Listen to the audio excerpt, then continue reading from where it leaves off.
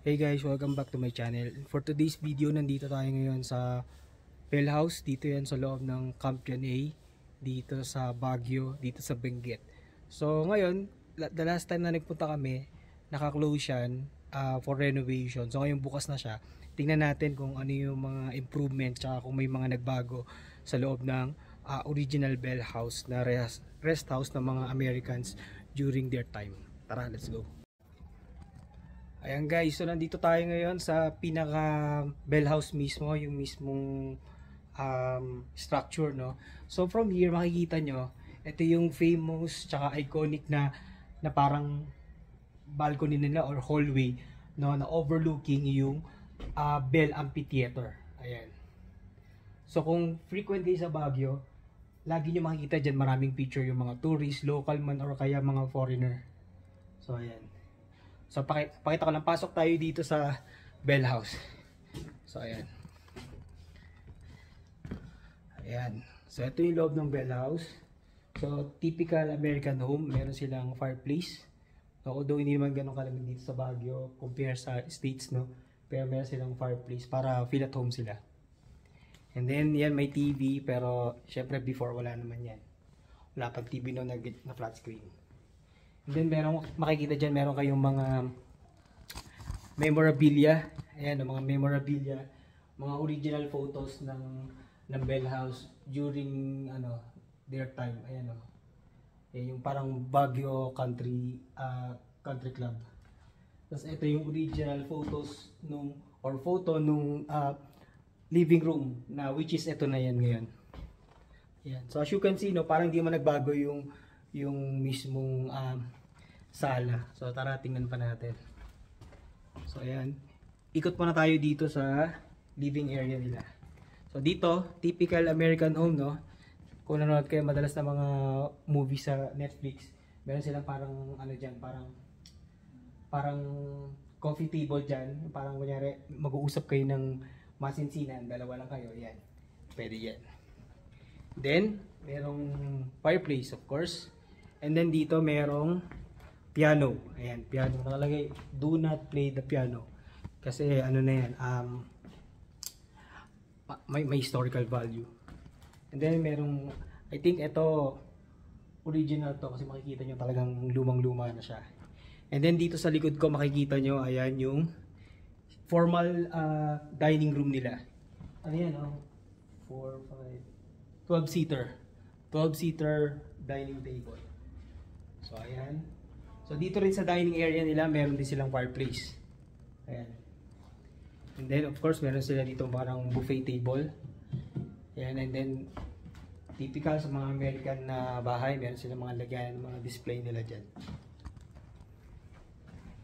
Then punta naman tayo dun sa nila, sa bedroom. Let's go.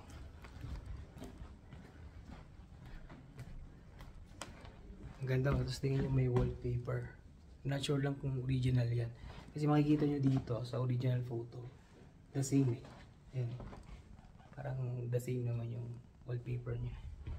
Then yung floor nya, hindi siya, I think original yan. Kasi makikita mo yung ano nya, yung texture nya. Hindi siya yung parang engineered wood tsaka yung laminated. And then as we go on dito sa may hallway, may mga bedroom yan. Ayun. Ayun, nabubuksan pala siya. Ayun. Ayan guys. Ayan. Pwede pala pumasok. Ayan sir, dito mayroong twin bed ba yan? Ayan, twin bed. And then meron dun parang reclining, ano ba yan? Parang chair dyan. Mag-relax ka, parang sofa, parang pag nagsaspa ka. Ayan. And then dito naman, as we move forward, dito sa hallway, yun yung bedroom 1, may double bed, twin bed. Dito naman tingnan natin. Nakalak. Saka yan. Tapos dito, parang stock air. I think na to, siguro before to, parang walk-in closet. Kasi ayun, makikita nyo. Sa US, ganyan yung style ng mga walk-in closet nila Kabilaan sila. Tapos ito yung main door. And then I think ito yung kanilang master's bedroom. No? Why natingin ko kahit wala nagtutour sa atin? Kasi by looking at the massive space nila, ang laki. And then yung bed nila is I think king size yan. And then of course since master's bedroom, I think meron silang sariling fireplace as compared dun sa kabila na may yung bedroom 1 na parang twin bed. So walang fireplace doon. So ayan.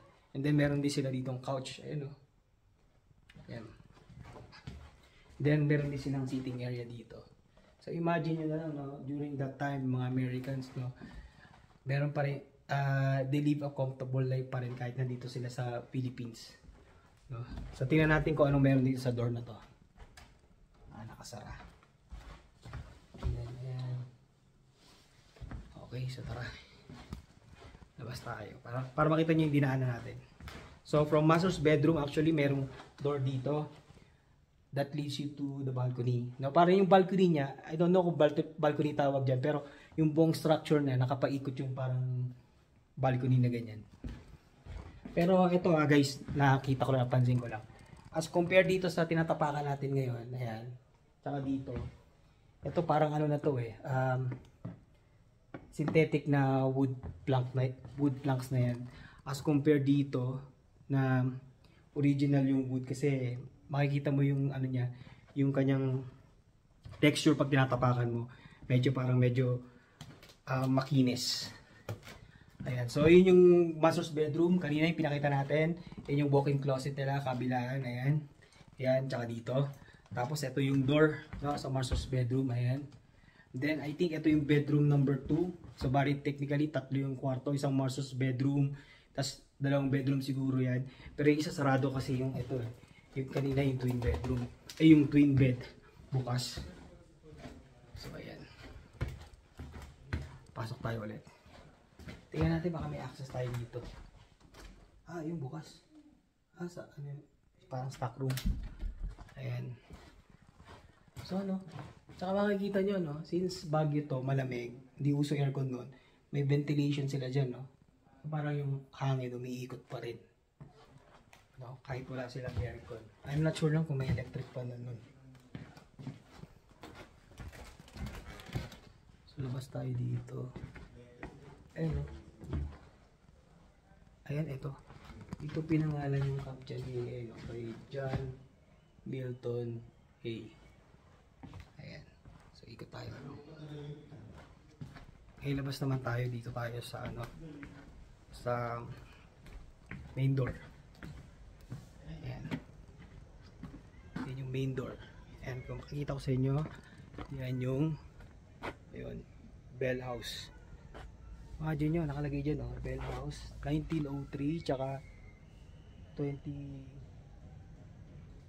or 2003, 100 years old. So ganyan nakatanda to. Ito yung sinabi ko sa inyo kanina. Last time yung naalala ko, original wood to pero ngayon na to, parang synthetic na lang wood. So ayan, ikot tayo dito sa pinaka hallway.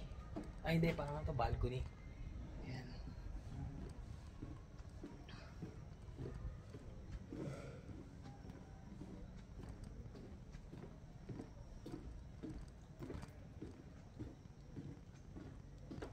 Makita nyo yung mga window nila, very American, no?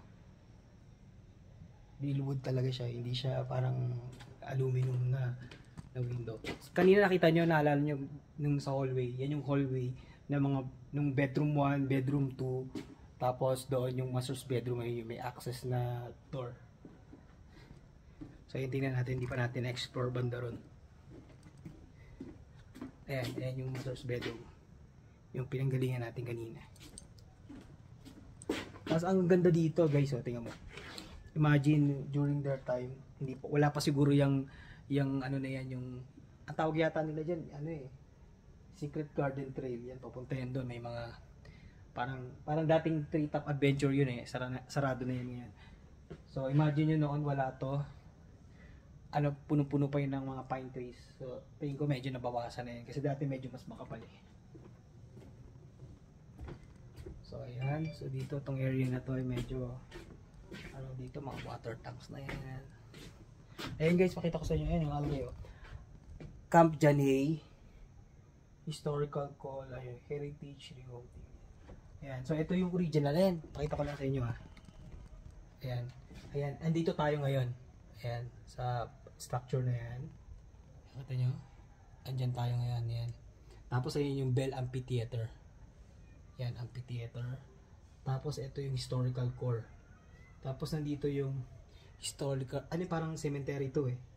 Yung mga hayop, yung mga puppies, ganyan. So, ito naman yung buong kabuuan ng Camp Janay. Ang laki niya, massive. Laki niya. Tapos dito, gaya na sinabi ko, paikot yan, di ba? Ayan, oh, paikot yung parang balcony na yan. I'm not sure kung anong tawag dyan. Ito naman yung view nila sa kabilang side. Ito naman yung view nila, yung Bell Amphitheater. So dito usually nung panahon ng mga Amerikano, diyan sila nag-gather kung meron silang mga parang entertainment. May mga alam niyo na yung parang mga cultural dance siguro nung sa Amerika, siguro mga ballroom summer diyan o kaya may mga important gatherings siguro diyan ginaganap. I'm not sure lang. Pero tingin ko diyan. So tara, pasok tayo ulit.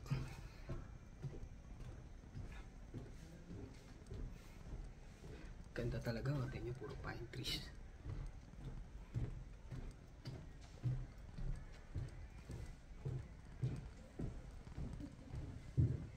Ay, dito hindi natin explore kung ano tong area na to eh.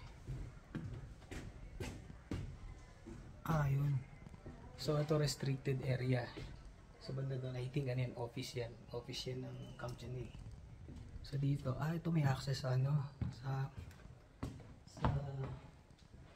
dining area. So ayun, meron palang huge mirror doon, ngayon ko lang napansin na yun.